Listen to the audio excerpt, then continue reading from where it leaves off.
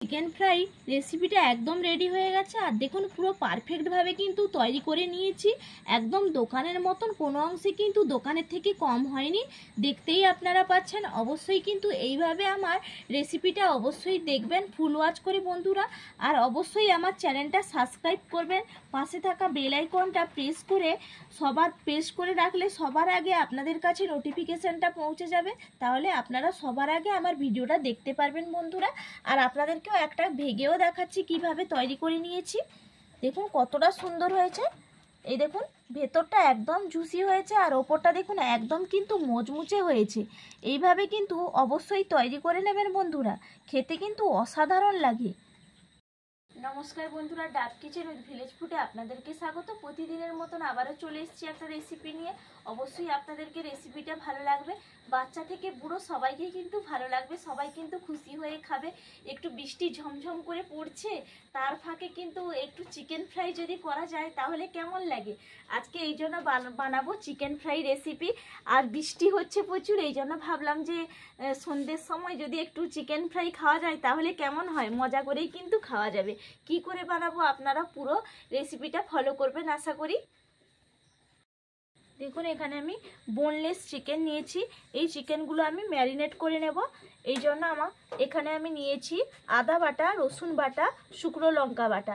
একে একে দিয়ে আমি ভালো করে মাখিয়ে নেব। প্রথমে দিয়ে দিলাম রসুন বাটা, আদা বাটা, শুকনো লঙ্কা বাটা, আর দিয়ে দেব কাশ্মীরি লঙ্কার গুঁড়ো, দিয়ে দেব গোলমরিচের গুঁড়ি, আর দিয়ে দেব মাপ অনুযায়ী লবণ। দিয়ে ভালো করে আমি মাখিয়ে নেব।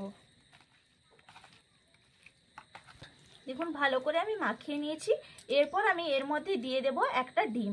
ডিমটাকে আমি ফাটিয়ে নেব। ডিমটাকে ফাটিয়ে আমি দিয়ে দিচ্ছি। এইভাবে আমি ফাটিয়ে দিয়ে দিলাম, দিয়ে ভালো করে মাখিয়ে নেব। তাহলে কি হবে, এর মধ্যে জুসিনেসটা একদম ভালোভাবে থাকবে। এই জন্য ডিমটা কিন্তু অবশ্যই এইভাবে মাখিয়ে নেবেন। দেখুন ম্যারিনেট করে নিয়েছি। এরপর একটা ঢাকা চাপা দিয়ে আমি 10 মিনিটের জন্য রেখে দিচ্ছি। এইদিকে আমি একটা বাটারও তৈরি করে নেব। জামবাটি নিয়েছি, জামবাটির মধ্যে ডিম ফাটিয়ে নেব।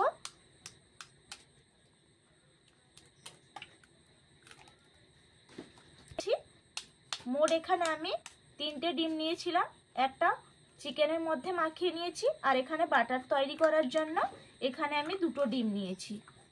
আর এর মধ্যে আমি দিয়ে দেব 1 চামচ ময়দা, আর দিয়ে দেব 1 চামচ কর্নফ্লাওয়ার, আর দিয়ে দেব কাশ্মীরি লঙ্কার গুঁড়ো, আর দিয়ে দেব সামান্য লবণ।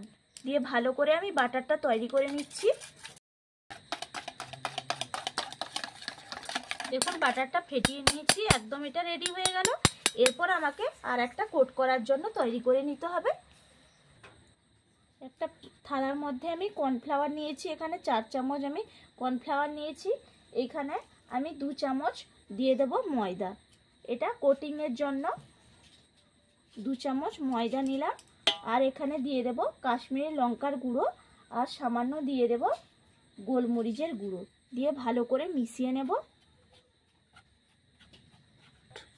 ভালো করে আমি মিশিয়ে নিয়েছি। আর বাড়িতে যাই সামগ্রী জিনিস আছে তাই দিয়ে কিন্তু চিকেন ফ্রাইটা একদম রেডি হয়ে যাবে।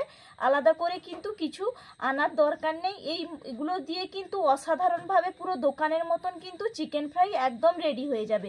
এরপর চলে যাব, আমি গ্যাসটা ধরিয়ে নেব। গ্যাসটা ধরিয়ে কড়াইটা চাপিয়ে দিয়েছি।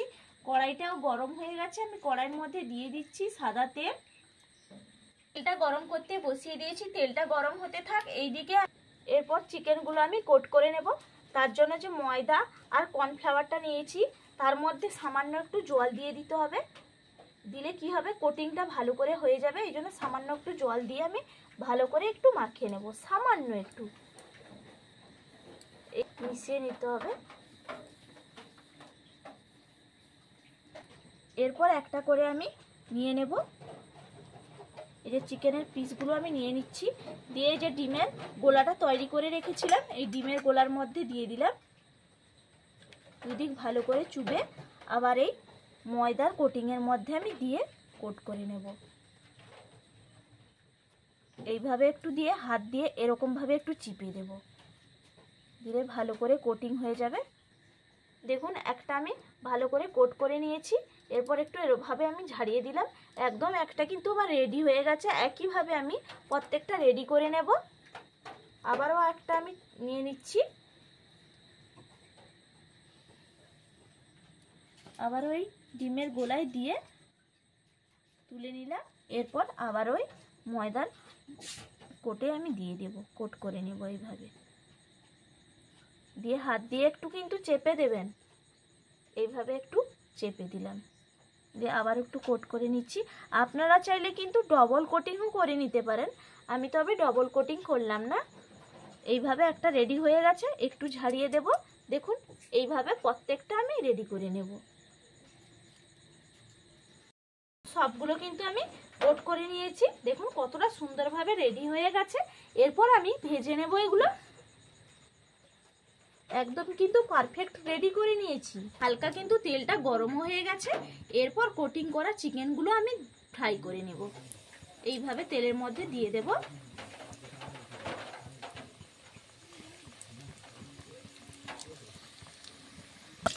দেখুন ভাজা হয়ে গেছে, কতটা সুন্দর হয়েছে। দেখুন ভাজাগুলো কিন্তু দারুণ হয়েছে।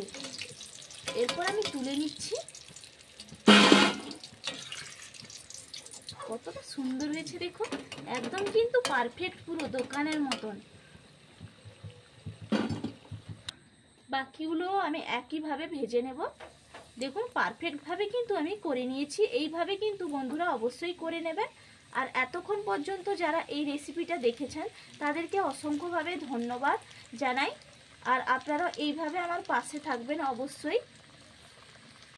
দেখুন ভাজা হয়ে গেছে, প্রত্যেকটা কিন্তু ভালোভাবে আমি ভেজে নিয়েছি। আর দেখুন কতটা সুন্দর হয়েছে ভাজাগুলো। এইভাবে কিন্তু আপনারাও ভেজে নেবেন, খেতে কিন্তু অসম্ভব সুন্দর লাগে। বৃষ্টি পড়বে আর এইভাবে ফ্রাই চিকেন থাকলে আর কথাই হবে না। দেখুন একদম রেডি করে নিয়ে খেতে চলে এসেছি। দেখুন কতটা সুন্দর হয়েছে। আর একবারে জল চলে এসেছে, টমেটো সস। বাহ, এই বৃষ্টি পড়ছে বাইরে। বাইরে কিন্তু আজকে সারা দিন প্রচুর বৃষ্টি হচ্ছে। এই জন্য ভাবলাম যে এইরকম রেসিপি করলে কিন্তু মজাই লাগবে খেতে, সঙ্গে সস দিয়ে। দেখি প্লেটটা একবারে, বাহ দারুন। একবারে একটা খেয়ে দেখি আগে, এই যে সস দিয়ে। হ্যাঁ, অসাধারণ। আমিও একটা খাই।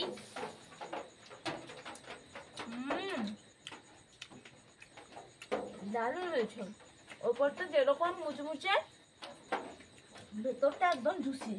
দারুন, এত সুন্দর হয়েছে বলে বোঝানো যাবে না। আর বিশেষ করে বৃষ্টি হচ্ছে বাইরে, একবারে দুর্দান্ত। এইভাবে অবশ্যই রেসিপিটা ফলো করে করবেন, একদম 100% একদম পারফেক্ট হবে। আর আপনারা সবাই ভালো থাকবেন, সুস্থ থাকবেন। আবার আপনাদের সঙ্গে আমার পরের ভিডিওতে দেখা হবে। টাটা।